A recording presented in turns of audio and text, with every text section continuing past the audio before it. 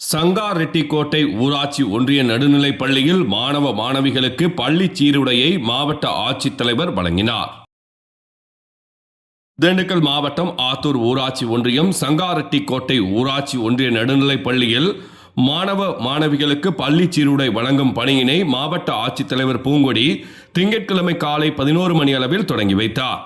இந்நிகழ்ச்சியில் மாவட்ட ஆட்சித்தலைவர் பூங்கொடி தெரிவித்ததாவது: திண்டுக்கல் மாவட்டத்தில் 2024-2025 கல்வியாண்டில் அரசு மற்றும் அரசு உதவி பெறும் 1642 பள்ளிகளில் சத்துணவு திட்டத்தின் கீழ் பயன்பெறும் 8ஆம் வகுப்பு வரை பயிலும் மாணவ மாணவிகளில் சத்துணவு உண்ணும் 1,05,022 மாணவ மாணவிகளுக்கு விலையில்லா சீருடைகள் வழங்கும் பணிகள் இன்று தொடங்கி வைக்கப்பட்டுள்ளன.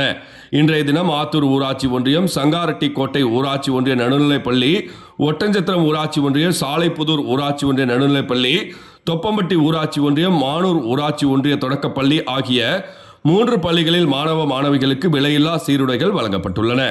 தொடர்ந்து அனைத்து அரசு மற்றும் அரசு உதவி பெறும் பள்ளிகளில் சமூக நலத்துறையின் கீழ் செயல்பட்டு வரும் மகளிர் தையல் தொழிற் கூட்டுறவு சங்க உறுப்பினர்கள் மூலம் பள்ளிகளுக்கு நேரில் சென்று சீருடைகள் வழங்கப்பட உள்ளது என மாவட்ட ஆட்சித்தலைவர் அவர்கள் தெரிவித்தார்.